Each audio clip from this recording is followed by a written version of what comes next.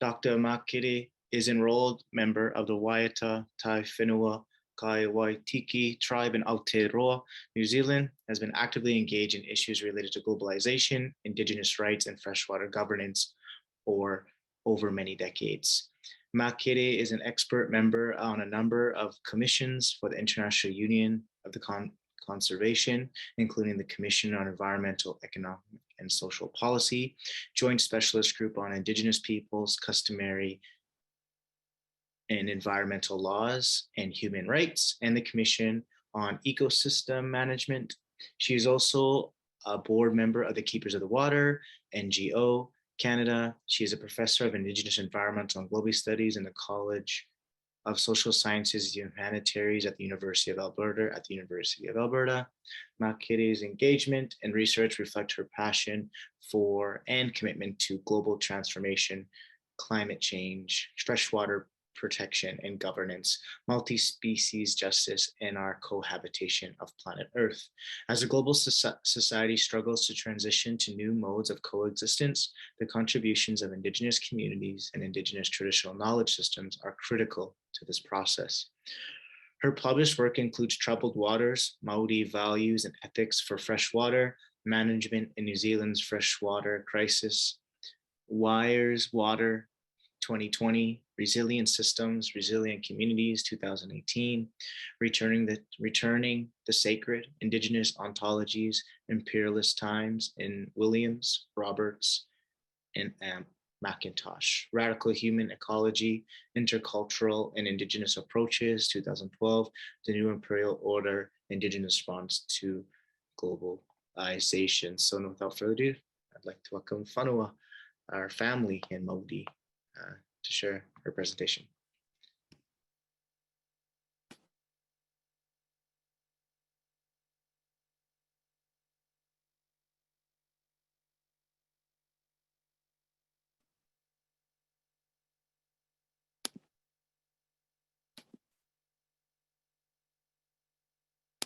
So I was muted in all of that. So I'll say that again. Okay, so I'm being, just a moment, please. I'm being asked to do something here. And I'm on a little laptop, so it's a wee bit limited. Let me just figure it out. So I was saying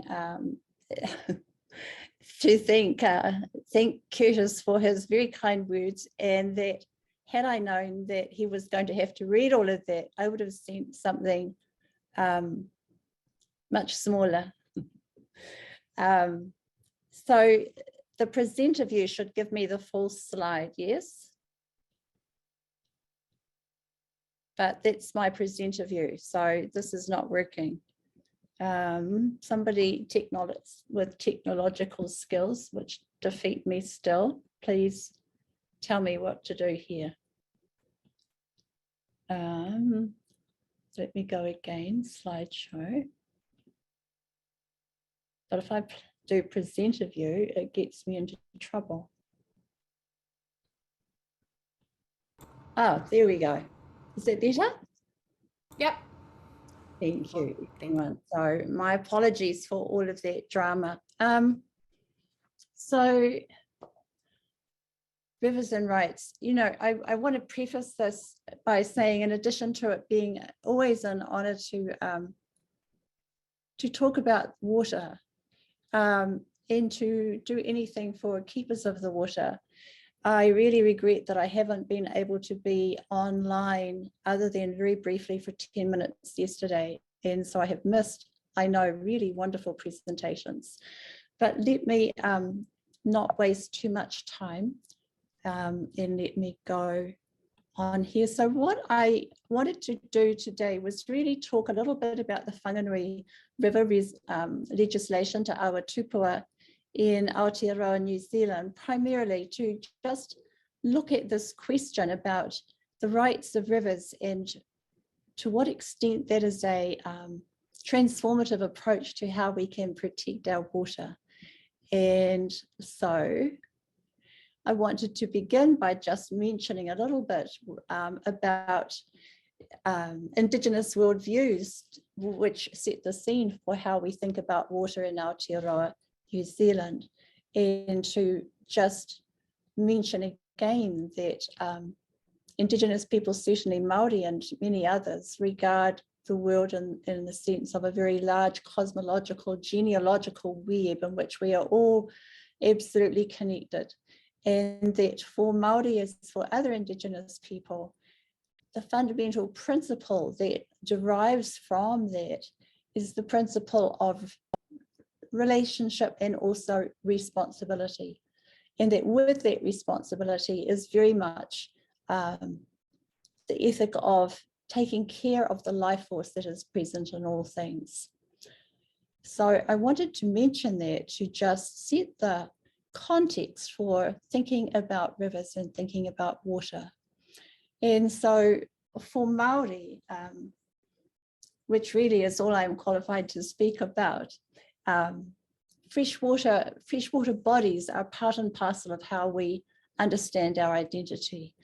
Our mountains, our rivers are very much part of who we are. So when we say to somebody, ko waikwe, who are you? We were asking the question, which water are you from?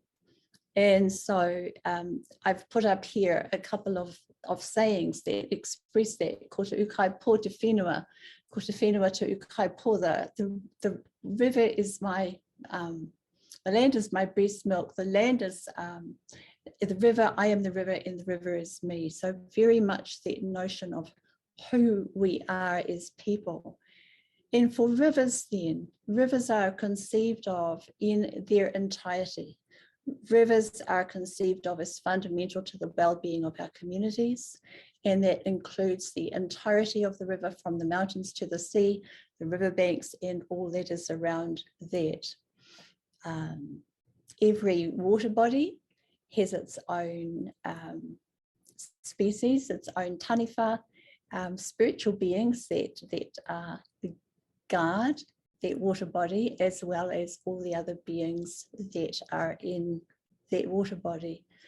And, you know, as Keepers always says, water is sacred, water is life. And for sure, for Māori, water has the ability to imbue other things and people with Māori, with the essence of sacredness itself. And so water is very sacred. So with all of that preamble, the Whanganui River legislation, which gave effect to the rights of the river as a person, has of course engendered a great deal of debate and interest over the years. And so the background to that is that it was part and parcel of the struggle over rights, customary rights, and treaty rights. And so it was the subject of a claim against the treaty between Māori and the Crown. We have only one treaty, the Treaty of Waitangi. And so the Whanganui River Act came out of that struggle and was a resolution as such of the claim against the Crown by the tribes that live along the Whanganui River. And as I've put up here on the slide, at issue were, of course, accessibility to the traditional waterway, but also ongoing issues around the degradation of fresh water, the diversion of fresh water, and all the things that go with that. So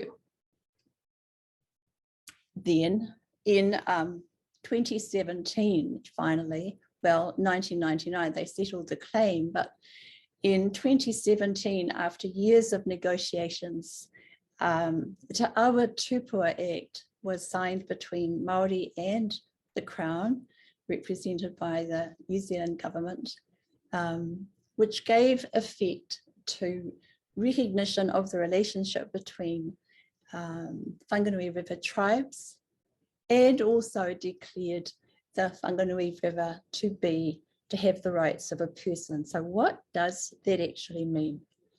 And you know, the fundamental question here that really I'm hoping that we can just think about is, what does it mean to give? What does it mean to give personhood rights to a river? And how effective is that? And to what extent can that really be a transformative tool when we look at how we can both effect rights and also protect the increasing, you know, the degradation of our rivers, which are increasing on a daily basis. So about the Whanganui River, it is the longest navigable river in Aotearoa, New Zealand. And the Te Awa Tupua Act did a number of things. So there are these two principles that recognised and promoted the health and well-being of the river, and its status is Te Awa Tupua, which is really about giving effect to the mana, the status of the river and its being as an ancestor, and also recognised the relationship between the iwi, the tribes, the Whanganui River tribes, and the river itself. So in conferring legal personhood on that river, it provided certainly a legal forum to formalise recognition of Maori cultural and spiritual principles and attitudes, and that whole environmental system between Maori and the land and the river. So here are the details, or the kind of key details of that act. Let me just move that out of the way. Now, I hope you can read this. I know it's pretty small. So it recognises Te Awa Tupua as an indivisible and living whole. Okay. It refers to the Whanganui River from the mountains to the sea. And this is important. The language is important. So that's the reason I've got this here, is what does it say? It incorporates all its physical and metaphysical elements. Okay. Declares Te Awa Tupua to be a legal person with the rights, powers and duties, etc. of a legal person. And it provides for a form of trustees over the river's environment. So what it does is it establishes a trusteeship with two guardians, and one of those is representing the Crown, and the other is representing the iwi, or the tribes. So it also sets out a set of principles that the trustees need to abide by. And in principle, it provides, you know, a means of taking legislative action to protect the river. Here's what it excludes. It excludes any form of propriety rights. It excludes any ability to transfer propriety rights in the river water, including any of the things that live in the water. It excludes private property rights, and it excludes fishing rights, and it excludes any part of the river or the river bed that is within what is referred to as the Public Works Act. So there are some really important exclusions around the rights that accrue here. I'm just going to move over that because well, okay, I will go back to talking about this. I know I'm going to badly mispronounce the real name of the Magpie River, so I won't endeavour to do that right now, but I just want to point to the fact that this is an interesting case because it is modelled on the Te Awa Tupua River. It is quite different in some ways, because this is a legal arrangement between the local body and the tribal councils or alliance And it also has a range of resolutions which declare certain fundamental rights and established guardians to act on its behalf. The difference, I think, is that at this point in time, there's no provision within Canadian law for this notion of legal personhood for nature, but the rights that it is accrued to the river are also equally important. I'm sorry, this has kicked itself out, so sorry. Let me just go back. Not having a very good technological morning, I must say. Sorry about that. It just decided to reboot itself and do all sorts of mad things when I was trying to get on before. Okay. Questions that have been asked around the notion of the rights of the river include whether or not this is just a legal fiction, and some have argued that it is a legal fiction. The notion of nature as having rights and rivers as having rights has been described as a sleight of hand legal fiction by states to give the appearance of granting rights and protection to nature. So questions have been asked about to what extent is this emerging movement that has really, really taken off since 2017, and the first river, in fact, to be given legal rights was the river in Colombia in 2016. And others have followed suit since in India and other places.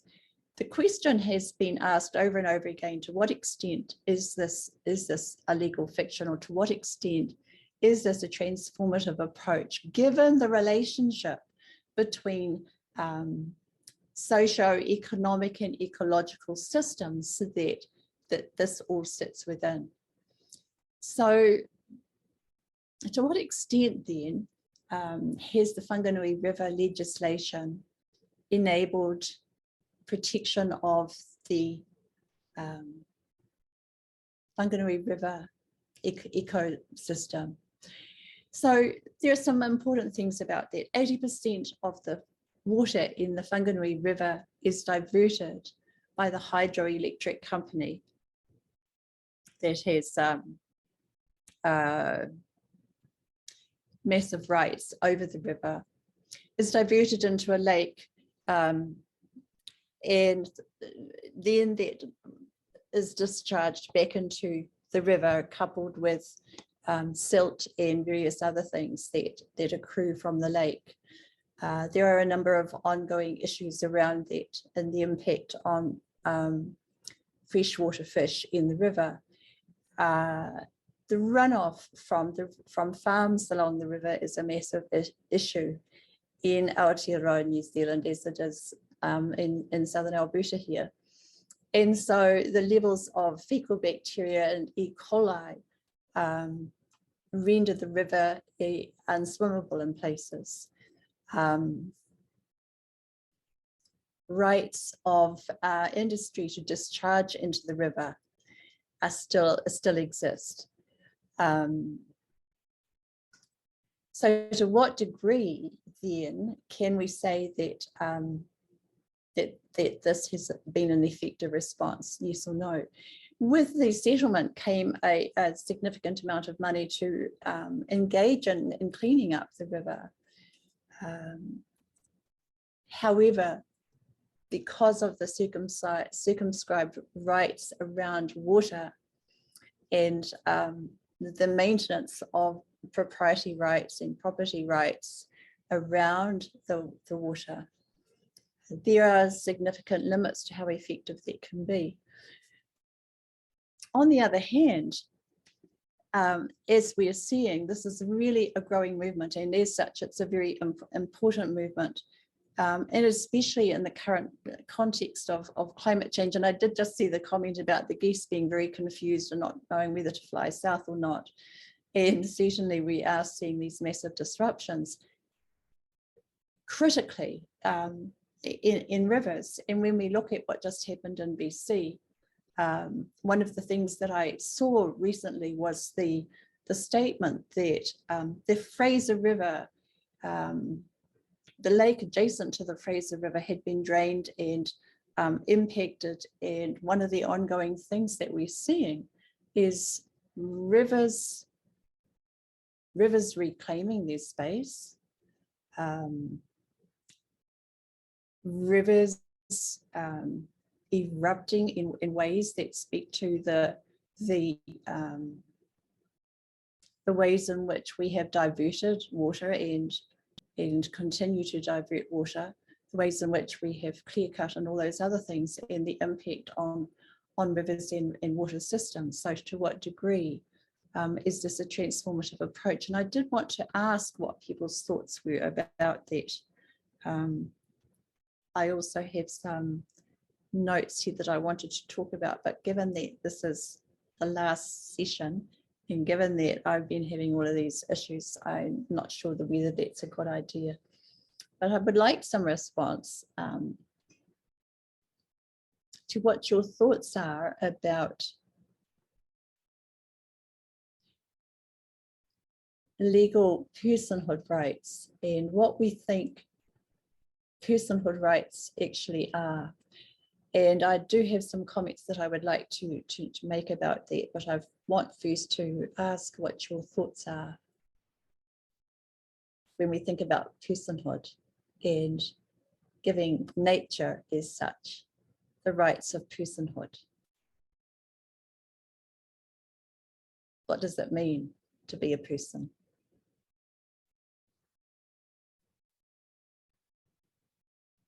I can't see the screen because my little laptop is, the screen on my laptop is completely taken up, but there are some comments in the chat.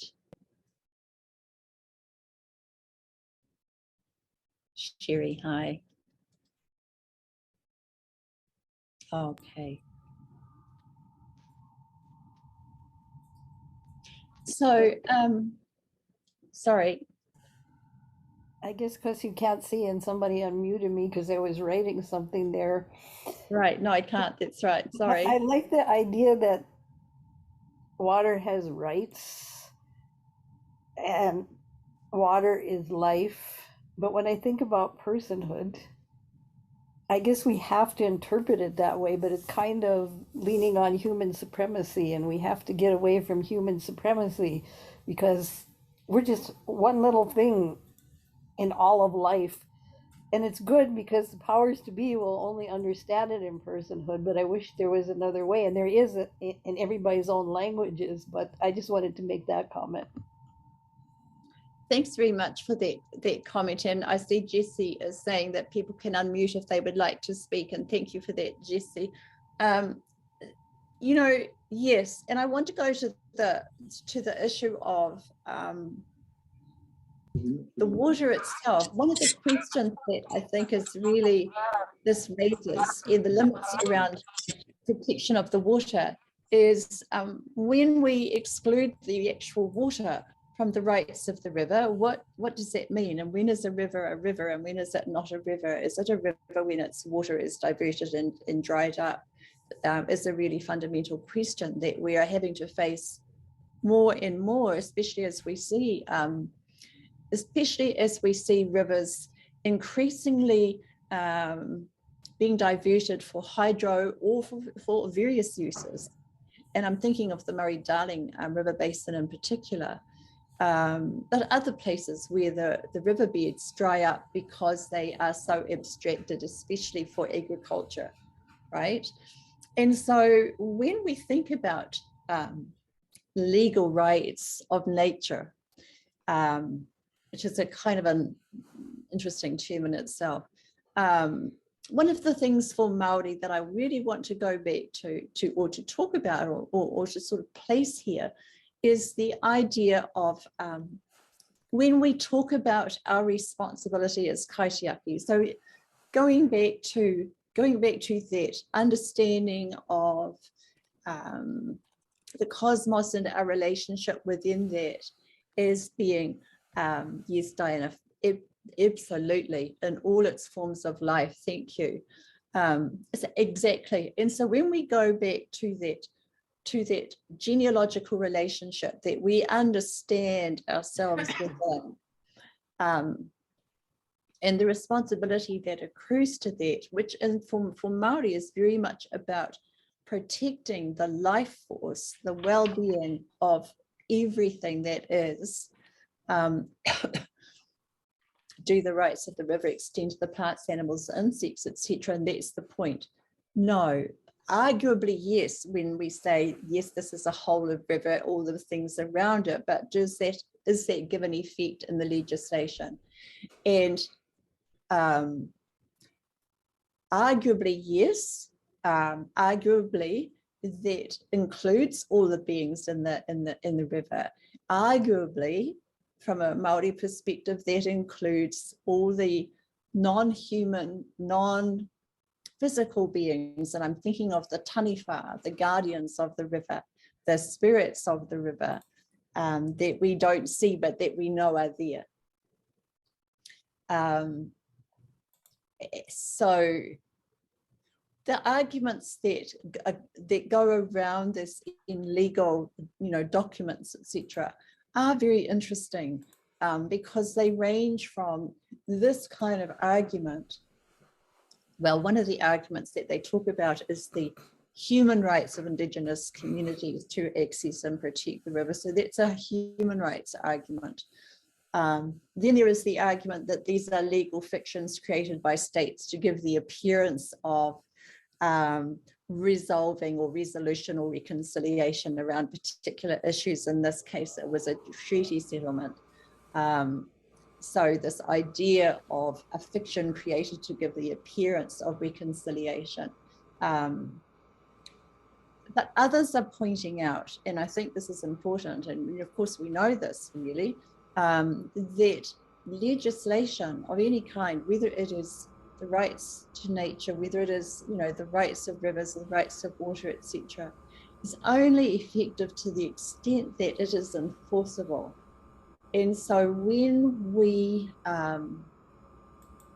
engage in this kind of jurisprudence, when we engage in activities which are the pursuit of the rights, the rights of nature, which we should, then what are the mechanisms by which we can ensure that there is a framework that provides enforceability? And one of the things that we rub up against right there is existing propriety rights in the river. For instance, hydro companies and others who draw on farming. The farming lobby is an enormously powerful group in Aotearoa, New Zealand. So agriculture and farming, others here,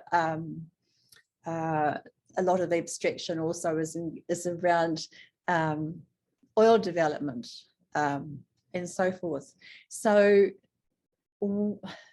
yeah, for sure. Absolutely, Amy. Yeah. On that, I'm reminded of, and I've seen it here too, that the importance of that ceremony, that importance of that speaking to the river, of the importance of thinking the river, or whatever it is that we're disturbing at the time. But when we're thinking about how can we protect nature through jurisprudence like the rights of rivers, arguably, as has been done elsewhere, we need to go beyond personhood and legal rights of personhood to a vision of rights that gives rights to multiple species, multi-species rights. Yeah. Thanks, Sherry. That's, I think, in the time that we have,